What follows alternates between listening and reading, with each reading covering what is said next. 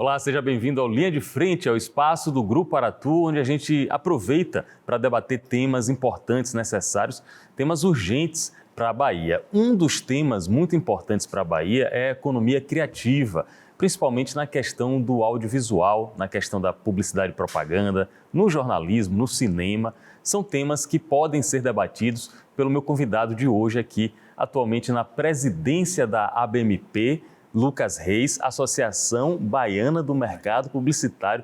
Tudo bom, Lucas? Seja bem-vindo. Tudo bem, Pablo. Muito obrigado. Fico muito honrado de ter sido convidado aqui para esse espaço que é tão seleto, né? Trazer as lideranças para pensar o nosso estado e acho bacana, fico muito feliz de estar aqui representando o mercado publicitário. E a conversa aqui tende a ser muito positiva, porque além de presidente da ABMP, Lucas também exerce a função de professor, de empreendedor. Eu vejo que você gosta muito da função social do empreendedorismo. Eu queria que você falasse um pouco sobre como isso surgiu na sua vida e por que a Bahia é tão, digamos, é tão propícia para a gente poder empreender. Boa. Eu sempre quis ser empreendedor, né? Decidi na adolescência, o que me faz ter vontade de acordar é poder criar algo novo, tirar algo do zero, tanto que quando um negócio entra ali num voo de cruzeiro, eu já perco um pouquinho do interesse. Então eu gosto realmente do levar do zero para o um, como dizem, né? Depois passar a bola para frente. Eu vejo de fato que num estado como o nosso, que é muito pobre, o empreendedorismo ele pode não só transformar a vida de quem empreende, como de quem você envolve no seu empreendimento, né? Então você cria emprego, você dá oportunidade para outros empreendedores e outras empreendedoras. Então, de fato, é uma forma de ascensão social para quem empreende e uma forma de ascensão social para quem a gente precisa envolver para tornar as nossas ideias realidade, né? Eu acho que atualmente é uma das principais formas de fazer transformação social também, né? Através do empreendedorismo, você inoculando ideias tanto em clientes quanto em colaboradores, você fazendo a sua forma de pensar gerar resultados práticos, além do que você já faz na academia. Me parece que é uma combinação de teoria e prática que você tem aí no seu dia a dia. Eu gosto disso, gosto. Hoje eu estou mais pro lado do empreendedorismo mesmo, né? Tem 5 anos que eu terminei o doutorado, continuo próximo, porque é um pouco do meu hobby também. E como eu atuo, empreendo numa área de fronteira, que tem sempre novidade, a academia acaba sendo um bom espaço para que você possa ficar sempre atualizado, sempre ter ali um momento mais até diletante mesmo, né? De ficar pensando no novo. A gente precisa um pouco de ócio, não que a academia seja ócio, mas nesse momento em que é o meu momento de pensar mesmo, e no empreendedorismo é o meu momento de fazer. Então eu gosto de estar nesses dois mundos, espero conseguir me equilibrar aí por muito tempo. Eu digo que se eu viver 100 anos, no 100º ano eu quero estar trabalhando, quero estar estudando, quero estar empreendendo. Muito bem. Pensar e fazer também é uma dinâmica da Associação Baiana do Mercado Publicitário. Tanto vocês executam, como vocês pensam o presente, planejam o futuro. Explica para a gente, principalmente para quem está assistindo, por que a Associação Baiana do Mercado Publicitário é muito além de publicidade e propaganda. Eu vejo como uma coisa bem mais ampla do que publicidade e propaganda.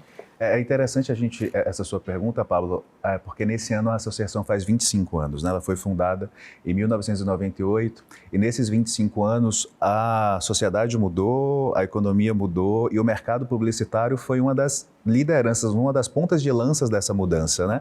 O nosso comportamento hoje, ele é muito diferente, inclusive porque a gente está o tempo inteiro no celular, porque boa parte do que a gente vê no celular é financiado pela publicidade, né? As redes sociais a gente não paga para usar, porque é a publicidade quem paga essa conta. Você quer saber qualquer informação, você faz uma pesquisa online sem pagar nada, e porque quem está pagando essa conta é o mercado publicitário. Então, quando a gente vai para as grandes discussões hoje, né, que a gente tem no mundo, ligado à privacidade, a direitos humanos, até a questão de saúde pública, a nossa área, a área do mercado publicitário, ela tem uma cadeira, porque a gente é quem influencia como a informação é difundida na sociedade, né? Então, é bem interessante como em 25 anos a importância relativa do mercado publicitário ela aumentou, mas os seus desafios também aumentaram, né? Então a gente tem hoje um mercado que é muito mais complexo, um mercado que é muito mais globalizado, né? Então o mercado local ele está conectado para o bem e para o mal com o mercado global. Isso traz oportunidades e desafios que é o que a gente gosta de fazer.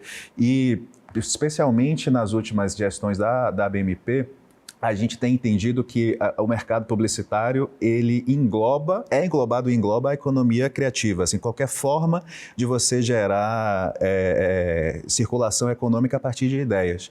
E a gente tem criado alguns espaços para discutir, para além do mercado publicitário, para chamar outras indústrias para discutir com a gente, e um deles é o Screen Festival, né, que em algum momento a gente vai falar aqui, mas acho que é a nossa iniciativa mais vistosa nesse sentido de ter um papel mais proeminente nas discussões que acontecem. Né? Você falou muito da ABMP como ponta de lança, como locomotiva.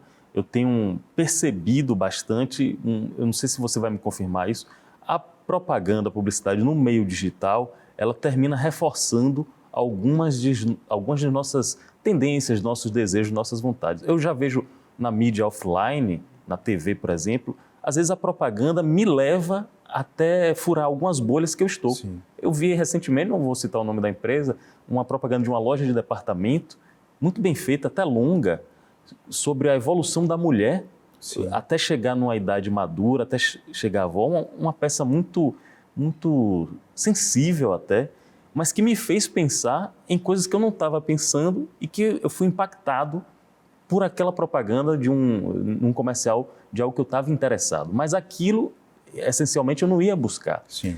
Tem isso, a publicidade digital e a publicidade offline lidam com instâncias diferentes da nossa sociabilidade? Eu acho que hoje a gente já pode discutir um pouco se existe uma fronteira entre digital e offline. Você é um exemplo disso, né? Você tem programa de TV, uma boa atuação online, porque para a gente, enquanto cidadão, essa fronteira não existe muito, né? A gente está assistindo TV com celular, a gente assiste o programa de TV no celular, enfim. Então essa fronteira está muito borrada e quando a gente vai para os formatos publicitários, essa fronteira se borra ainda mais. Mídia exterior hoje, você já tem uma linha que é o Digital Out of Home, né? A publicidade fora de casa digital. Quando a gente vai para a TV está passando pela chamada TV 3.0, o rádio, web ou in-app, né, que você ouve pelo aplicativo, ele já tem uma audiência que é bastante significativa. Então essa fronteira do digital com o não digital, ela está se borrando. O digital partiu de uma premissa que a publicidade tenta há muito tempo, que é alguém que demonstra uma predisposição a gostar de alguma coisa, deveria ver mais daquela coisa, certo? Só que aí você percebe que em alguns momentos o grande ganho já não está mais nessa linha. O grande ganho está justamente quando você surpreende, quando você apresenta algo novo. No digital, essas coisas foram ao extremo, né? Porque a gente tem toda a jornada, a chamada jornada do consumidor monitorada e traqueada, então você consegue testar isso ao extremo. Tanto a exibição de algo completamente fora da curva, algo novo para saber se aquela pessoa se interessa ou não, como de fazê-la seguir numa jornada pelo que ela já vinha seguindo, né? E aí, assim, o resultado disso é, por exemplo, o seu feed de rede social deve ser completamente diferente do meu e você deve estar muito feliz e eu também estou muito feliz. Até o catálogo de filmes do streaming, completamente diferente, pois é. Só que aí, quando a gente leva uma possibilidade ao extremo, a gente começa a perceber quais são as consequências, inclusive negativas, né? E aí uma das discussões que você tem hoje de regulamentação é justamente até que ponto você pode fazer isso, até que ponto você pode fazer realmente a pessoa ficar dentro da bolha, do ponto de vista de que risco social você gera, porque as pessoas podem começar a se desconectar do mundo como um todo, e até do ponto de vista de eficiência mesmo, né? Às vezes de eficiência publicitária, às vezes o que vai fazer com que um anúncio seja mais relevante é justamente ele fugir do que a pessoa já estava procurando, mas encontrar esse equilíbrio é um desafio e eu acho que essa é uma das questões que estão sendo debatidas. A gente tem, por exemplo, no Congresso Nacional Brasileiro, duas leis relevantes, o 2630 e o 2370, que são duas leis que discutem um pouco disso, né? De um pouco da privacidade do usuário, um pouco de o que é que pode ser feito com eventuais repercussões negativas na sociedade, enfim. Então, essa é uma discussão que está na mesa que é bem interessante e aqui a gente tem um lugar, né? Tem um assento nessa discussão. Perfeito. Lucas Reis está aqui conosco, ele é presidente da Associação Baiana do Mercado Publicitário, é um dos líderes do Screen Salvador Creative Festival. Como é o acrônimo de Screen? O Screen, ele nasceu com um acrônimo que foi Salvador Creativity and Media Festival, né? Uma sigla em inglês que seria Festival de Criatividade e Mídia de Salvador. Mas de 2018 para cá, nessa linha que eu te respondi antes, Pablo, né, de que a ABMP e o mercado publicitário ele foi ganhando proeminência junto a outras indústrias, a sigla ela foi perdendo força e o nome ficou, o Screen Festival. Por quê? Porque ele tem se tornado cada vez mais um festival que fala sobre negócios, um festival que fala sobre inovação e sobre a criatividade aplicada. E, por estar sendo realizado na Bahia, um dos diferenciais do Screen é justamente a gente trazer como algo basilar, algo que é inerente ao nosso festival, a questão da diversidade. Eu brinco que, ao invés de a gente trazer uma pessoa, por exemplo, eu sou um empreendedor negro, né? Ao invés de trazer um empreendedor negro para falar sobre empreendedorismo negro, a gente traz um empreendedor negro para falar sobre empreendedorismo. Sem que ele precise se explicar porque, não, você é negro, como é que foi empreender e tal. Muito bem. Então a gente começa a naturalizar mesmo, né? Uma mulher numa posição de liderança, na BMP, minha antecessora foi uma mulher, foi Ana Coelho, aqui da Aratu, enfim. Então, além de a gente trazer uma perspectiva de futuro muito ancorada pelas nossas raízes. Então, o Screen sempre tem, pelo menos, um painel que fala sobre ancestralidade, que traz algumas lideranças indígenas, lideranças afrocentradas da Bahia, enfim. Então, a gente falar sobre inteligência artificial depois de um painel que fala sobre ancestralidade baiana é interessante, né? Fica uma salada gostosa. Legal. E daqui a pouco a gente vai falar ainda sobre o Screen edição 2023. Tem novidades, tem assuntos e temas interessantes que o Lucas vai tratar aqui. Mas antes, você está falando da BMP, 25 anos, você já está na segunda gestão, já foi reeleito. E você tem uma dimensão de como está o mercado publicitário hoje, como é que a gente está a Bahia em nível nacional. Você transita muito pelos outros polos, por São Paulo, por Brasília, por Rio. Como é o momento que a Bahia vive, tanto da publicidade quanto da economia criativa? Tá. Eu vejo o momento da economia como um todo e o momento... eu vejo o momento da economia como um todo, e até de clima mesmo de Salvador e da Bahia como um momento positivo. O mercado publicitário tem desafios que são maiores, frutos justamente do que eu falei antes, que foi dessa globalização, né?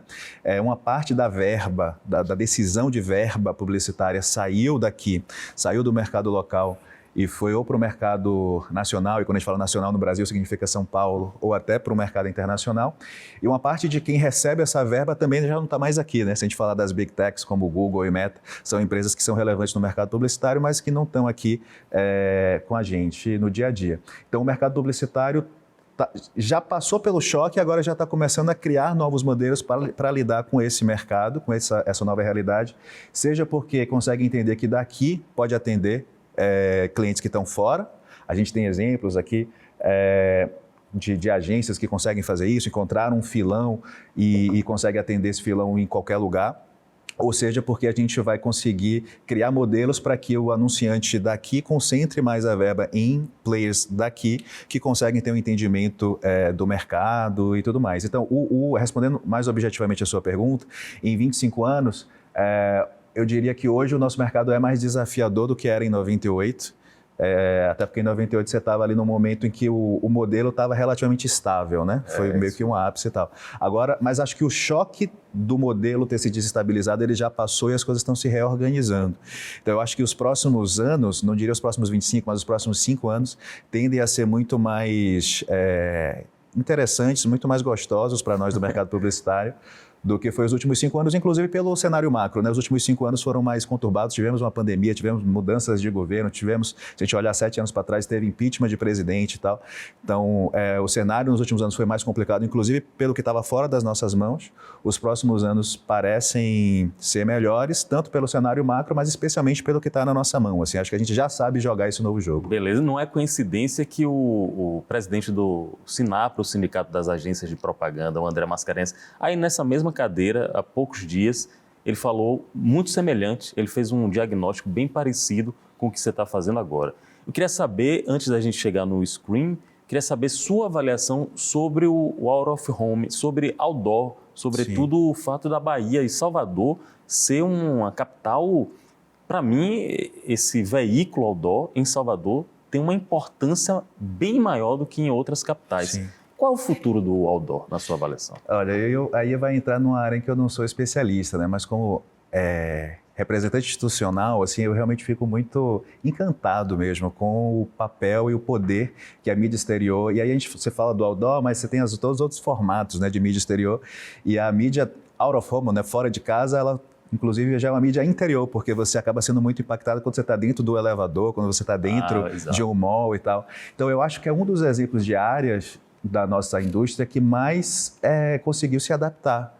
Então, alguém podia dizer, assim, 20 anos atrás, que o outdoor ia morrer por conta do digital, mas 20 anos depois, ele é muito mais forte, né? Assim, a mídia exterior ela é muito mais forte, encontrou os bons momentos, os bons locais, os bons lugares para aparecer e conseguiu usar tudo de bom que a tecnologia trouxe, seja porque você consegue rotacionar os anunciantes de acordo com o fluxo de cada área, seja porque você consegue trazer mais anunciantes para aparecerem na mesma placa, coisa que você não conseguia fazer antes. Enfim, então não é a minha especialidade, mas adoraria. A gente gravou um podcast com um dos diretores da Linhares Outdoor. E eu fiquei encantado com a fala dele, assim, com todo o cuidado e de como essa indústria, essa área, esse setor aqui no nosso mercado é muito organizado, né? Eles têm, liderados pela CEPEX e pelo Central do Outdoor, tem uma forma de lidar com os agentes públicos e com os agentes privados que é muito organizado. E isso faz com que seja muito forte aqui, né? Então, acho que é um excelente exemplo para o nosso mercado. Legal. A área de mídia exterior. Até o ENAPRO, o Encontro Nacional de Propaganda, a ser realizado aqui na Praia do Forte, homenageia José Linhares. Isso. É considerado o pai do outdoor aqui, uma pessoa que instalou as primeiras placas e mais do que isso, criou um processo, né? Como você está falando, criou uma regulamentação, porque senão também ficaria a cidade... né? Não, a ponto de inviabilizar, né? Você tem uma cidade como São Paulo em que as placas foram retiradas. Você tem mídia exterior de outras formas, mas o nosso famoso outdoor você não vê em São Paulo, né? O que acaba criando a dificuldade, porque o publicitário ou a publicitária que está em São Paulo, quando a gente fala da força do outdoor, fala, mas outdoor, mas eu nem... Pensa que já... exatamente, né? Então, o fato de ser um segmento, né, um subsegmento dentro da publicidade muito organizado, ajuda a que esteja conseguindo reagir super bem a todas as mudanças sociais, tecnológicas, políticas, econômicas que a gente tem visto. Muito né? bem. A gente viu o nascimento e o crescimento do Screen, até, como você falou, Ana Coelho estava lá na fundação, junto com Isaac Edson da Saltur, ela como presidente da BMP e a proximidade com a Aratu. E a gente viu a evolução nesses anos do festival. Você chegou aqui, Pablo, tem novidade, vai ter até rodada de negócios com startups. Me fala aí os diferenciais dessa edição 2023. Primeiro, voltando no tempo, parece ter muito tempo, né? Mas eu me lembro que você é quem fez a entrevista com o Nizam lá em 2018. Com o Nizam, né? Foi legal, foi bom demais. O primeiro ano é sempre o ano mais difícil, porque você precisa provar, né? Quando você não fez, tudo que você apresenta é só pensamento etéreo, né? Depois que você faz o primeiro, torna todos os seguintes mais fáceis, mais palpáveis mesmo, né? Então, você falou de Ana, falou de Isaac, é interessante a gente falar também de como a gente tem conseguido estreitar relacionamento com o Sebrae e também levantar aí a sua participação, né? Obrigado. Que você, inclusive, fez cobertura ao vivo, te deu uma entrevista lá no Fera Palace na primeira edição e... Poderia ser, eu vou fazer uma provocação, poderia ser, como você falou, o primeiro nasceu, aí os outros a gente repete a fórmula, poderia ser um comodismo, mas eu percebo que vocês vocês se movimentam e querem se reinventar e fazem coisa nova em cima de um modelo que já tinha dado certo. Exatamente. Só para finalizar o raciocínio, assim, na primeira edição foi bem importante trazer Nizam Guanais, que é o nome de referência para o mercado publicitário e para a área de criatividade no Brasil, né, de criatividade de negócios. É por isso que eu queria destacar da sua entrevista. Assim, foi no primeiro Screen, com o principal nome da edição, e foi incrível, assim, foi muito bacana. Desde então, o Screen entrou numa crescente. A gente conseguiu resistir à pandemia em 2020, a gente conseguiu fazer uma edição do Screen. 2020 foi o primeiro ano de pandemia e a gente conseguiu fazer uma edição 100% remota. Em 21, ainda na incerteza, a gente já fez um Screen híbrido. 22 foi o primeiro ano meu de gestão, teve a minha própria curva de aprendizado, né, nesse papel, mas a gente já conseguiu fazer algumas coisas novas, fazer um festival, uma festa de encerramento, etc, etc. Teve uma participação internacional no ano passado. E nesse ano a gente está um pouco mais maduro. O que é que a gente traz de novo? Assim, primeiro, um entendimento claro de que o Screen tem que ser um instrumento realmente de mudança, de impacto no cenário de negócios em Salvador. Esse negócio para todo mundo, desde o grande empresário até a pessoa que está pensando em empreender ou que está buscando uma inserção profissional numa empresa que está atuando no nosso mercado. Então, a gente conseguir fazer essas conexões. Como é que a gente está realizando isso nessa edição? Primeiro, a gente criou uma sala de reuniões para conectar palestrantes com lideranças do mercado, assim, os famosos formadores de opinião. Então, a gente traz os palestrantes, mas ao natural essas pessoas não se conectam, você precisa ter um pouco de intencionalidade. Então, a gente vai ter 5 dessas reuniões temáticas, cada reunião com algo entre 10 e 15 pessoas, trazendo alguns dos palestrantes nossos com lideranças do nosso mercado, para que dali, dessa energia ali concentrada, é uma fagulha que depois ninguém sabe o que é que vai dar. Nesse mesmo lugar onde vão acontecer essas reuniões temáticas, no dia 1º de dezembro, às 16 horas, vai acontecer uma rodada de startups que está sendo organizada pela Associação Baiana de Startups. E aqui eu faço um parêntese para falar dessa nossa visão gregária do festival, né? Muito aí até do próprio perfil da minha antecessora, que foi a Ana Coelho, né? De a gente trazer todo mundo. Então, nessa edição, tem a Associação Baiana de Startups que nos procurou e falou assim, poxa, eu queria ter uma participação no Screen, e a gente modelou junto com eles essa ideia. E como é que ela vai funcionar? Primeiro, antes do festival, a gente vai gravar o pitch, ou seja, a apresentação de 10 startups.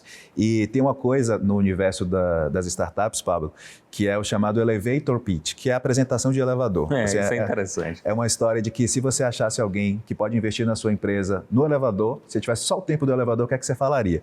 A gente vai gravar essas apresentações de frente para o nosso elevador Lacerda, né? Então a gente tem um elevador icônico, vai exibir isso durante o festival para divulgar as startups também.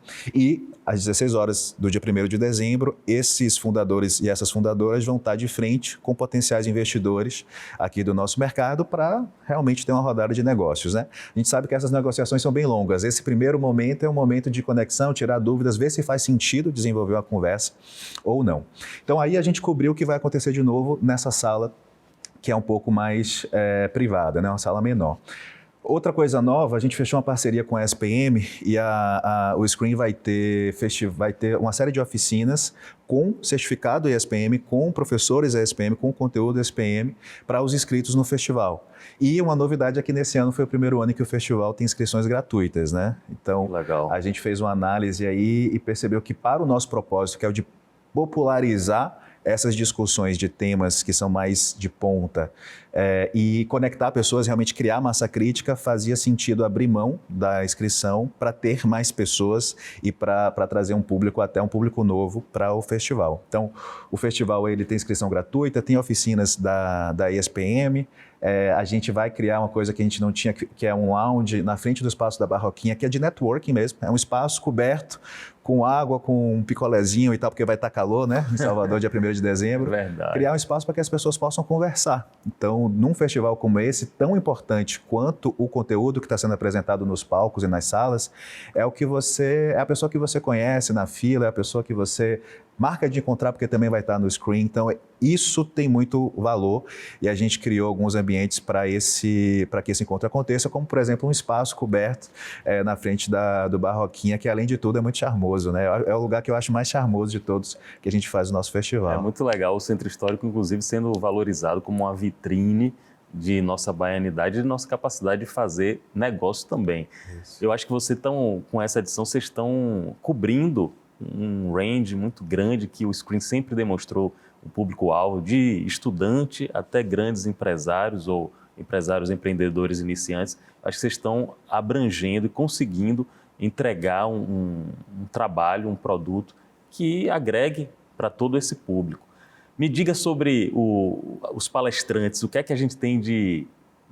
Todo palestrante que vai no Screen tem uma notabilidade muito grande em sua área, mas o que é que você tem de vitrine, assim, de holofote do Screen desse ano? Olha, quando a gente cita um nome, a gente tem que explicar porque não citou todos os outros. É o problema. Então, eu vou focar nas temáticas, até porque um posicionamento que a gente tem buscado no festival é de realmente construir o festival como algo que tem valor em si, né? Independente de quem vem. E a gente falei aqui de Nizam Guanais, a gente já teve uma fala de Martin Sorrell, que é o grande empreendedor da publicidade global, enfim. Então, independente dessas grandes figuras, que o festival tem um valor em si. E quais são os temas que o festival vai cobrir nesse ano? A gente vai falar sobre transformação digital muito num olhar calcado em inteligência artificial, né, que é o que mais impactou aí todos os planejamentos nesse ano de 23, e a gente vai falar de inteligência artificial aplicada à saúde, aplicada à comunicação, aplicada ao direito, enfim, então tem um olhar muito amplo aí ligado a essa temática de transformação digital. A gente vai falar muito do nosso mercado de comunicação e marketing, desde questões regulatórias, como eu falei aqui, na questão da privacidade, a questão do que é que o usuário pode ver ou não e tal, até questões mais de eficiência mesmo, né? Do que é que de qual é o nosso comportamento nas telas. Eu falei aqui da fronteira entre digital e offline, né? Ou seja, o conteúdo que é feito para a TV, que depois a pessoa consome no celular e depois reassiste no tablet, etc. A gente vai ter um painel para falar sobre isso, sobre o comportamento das telas. A gente tem uma linha que é sobre negócios. E nessa linha de negócios a gente vai ter um painel, por exemplo, para falar sobre as oportunidades que a Bahia tem, tanto na nossa área, né? Então, Salvador está cada vez mais uma cidade efervescente de possibilidades de você fazer ativações de marca, etc., como de possibilidades, digamos, menos vistosas, mas talvez até mais rentáveis, como uma iniciativa da Prefeitura de trazer investimento privado através da Salvador Par. A gente vai ter um painel para falar sobre isso.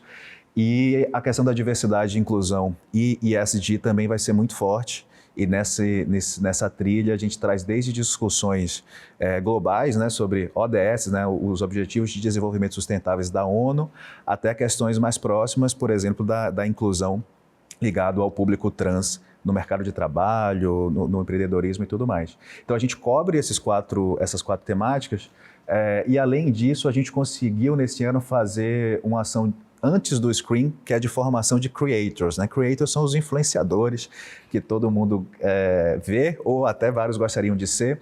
Essa é uma área muito pungente, assim, muito dinâmica, com muita oportunidade de desenvolvimento pessoal, profissional e social. A gente está gravando aqui no dia 20 de novembro. Hoje a gente está fazendo a primeira aula, né, a abertura da formação de creators. Esses creators vão receber um certificado de formação na abertura do festival, né, que é no dia 30, que acho que é o dia que a gente vai estar exibindo esse conteúdo. Também é uma novidade, assim, a gente quer cada vez mais esticar o Screen para que o festival seja o ápice de um conjunto de ações que fomentem aí a nossa economia criativa. Eu acho que falar de economia criativa é meio redundante na Bahia, porque o baiano é criativo, né? Então a economia baiana é criativa. Né? Como você falou, o empreendedorismo negro não é o empreendedor. Chega lá o empreendedor. 83% da população soteropolitana é afrodescendente, então já quase por si só é um pleonasmo, é uma redundância ficar falando empreendedorismo negro. Eu tenho uma dúvida aí, olhando para você agora como um pesquisador. Com a inteligência artificial e com, talvez, vai subir de forma geométrica. A inteligência artificial vai evoluir de uma maneira que a gente não tem nem como prever. Qual vai ser o papel da criatividade humana nisso? Como é que você enxerga o ser humano dentro dessa escalada? Essa é uma discussão que a gente tem tido bastante, assim, eu tenho tido a oportunidade de falar muito sobre isso em aulas, palestras e tudo mais. Hoje, o desenho da inteligência artificial, ela é um copiloto, né? Inclusive, a Microsoft, que é uma das líderes em inteligência artificial, usa o termo copilot nos produtos deles de inteligência artificial. Quando você tem um copiloto, significa que tem um piloto. Quem é que pilota? Quem pilota é o talento humano. Tem uma pesquisa do Fórum Econômico Mundial que analisa o impacto da inteligência artificial no mercado de trabalho e, para além ali do cômputo de empregos que vão ser perdidos, empregos que vão ser gerados, tem uma visão da importância do talento humano, especialmente no pensamento criativo, né, creative thinking, né, o relatório está em inglês, e na capacidade analítica. Então, a inteligência artificial precisa ser estimulada. Você precisa dizer o que você quer, ou você precisa dizer onde a inteligência artificial vai buscar as informações necessárias para que ela crie o novo, e depois alguém precisa dizer que está bom, e depois alguém precisa bancar isso, né? Então, você precisa de um ser humano que depois leve uma ideia, por exemplo, que a inteligência artificial criou um vídeo, por exemplo, e que aprove com o cliente, que justifique para o cliente que aquilo é bom, por exemplo, né?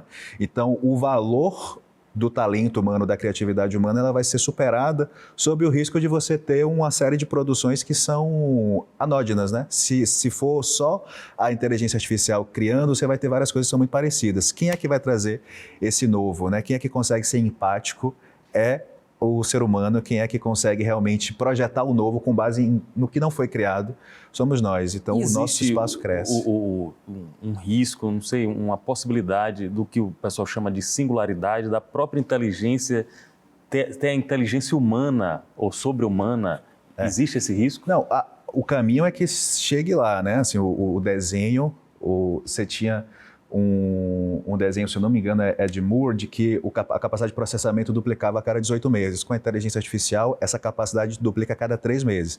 Então, o que deve acontecer é que em algum momento você vai ter ali um sistema que consegue pensar numa velocidade maior do que o ser humano. Mas o seu celular, Pablo, ele faz um processamento maior do que o computador que levou o homem para a Lua, né? Então, não é simplesmente a possibilidade de que algo possa acontecer que faz com que tenha impacto de fato. Então, a singularidade ela deve acontecer, a gente não sabe se isso é bom, se isso é ruim. E aí entram as discussões de regulamentação. Você teve, por exemplo, nos Estados Unidos há 2 semanas, uma ordem executiva, né, um decreto do presidente já regulando um pouco a questão da inteligência artificial, e aqui no Brasil a gente tem discussões no nosso parlamento sobre regulamentação. Então, é um cenário bem interessante e ele está começando numa visão muito do que pode dar errado. O que pode ser bom, porque se a gente pensa no que pode dar errado e blinda isso, a gente vai ficar com tudo que pode dar certo. As aplicações de inteligência artificial em saúde pública, né? O uso de inteligência artificial em segurança pública, assim, são muito benéficos ou podem ser muito benéficos. Então, se a gente conseguir blindar os riscos e deixar as oportunidades florescerem, isso é realmente transformador, né? Beleza. Gostei aqui. Conversa com o Lucas Reis, pesquisador, empresário, empreendedor, presidente da Associação Baiana do Mercado Publicitário. Antes de encerrar, eu sei que você assumir, como você falou, você teve a sua curva de aprendizado à frente da instituição, você está numa segunda gestão. Como é que você planeja deixar a ABMP quando você deixar o cargo? O que é que você vai ter deixado de legado para o mercado? O nosso desafio, né, o desafio da diretoria do Conselho atual é justamente contribuir para que a publicidade tenha uma relevância cada vez maior, seja porque outros campos empresariais nos enxerguem ou como igual ou até como alguém que você precisa conversar para viabilizar as coisas, ou seja, porque o próprio mercado anunciante cada vez mais volta a demandar ou passa a demandar até mais da gente. Então, o nosso desafio maior é esse, é aumentar a relevância do mercado publicitário, inclusive como um mercado que é transversal. Então, que consegue falar desde inovação de negócios até questões tributárias, porque o mercado publicitário precisa ou explicar essas coisas ou precisa se antecipar a essas coisas. Então, esse é o nosso desafio maior, que nos próximos anos o mercado publicitário seja mais relevante para o cidadão comum, para o empresariado, para os governos e para o nosso próprio trade, né? Que a gente tenha mais orgulho de dizer que é publicitário, né? Então, Beleza, eu gostei e acho que é justo para o mercado e é justo também para o trabalho que você desempenha. Publicidade, propaganda, tudo isso, informação, também é um poder, não é só o jornalismo tradicional, a imprensa, a mídia. Se tem um 4º poder, eu acho que a publicidade é o 5º poder, o 6º, tem uma atividade muito importante aí. Acho que tem uma relação entre jornalismo e publicidade que é uma relação, inclusive, de financiamento, né? A TV Aratu não é um canal por assinatura porque gera receita através de publicidade. Então, tem uma relação aí que é uma relação que pode ser muito benéfica para todo mundo, né? Então, acho que o jornalismo tem um papel excepcional numa democracia, inclusive. A publicidade tem um papel que talvez seja complementar, assim, até para viabilizar a existência do jornalismo, né? Muito bem. Conversa aqui sobre publicidade, propaganda e cidadania com o Lucas Reis, presidente da ABMP. Obrigado a todos pela participação e até o próximo encontro.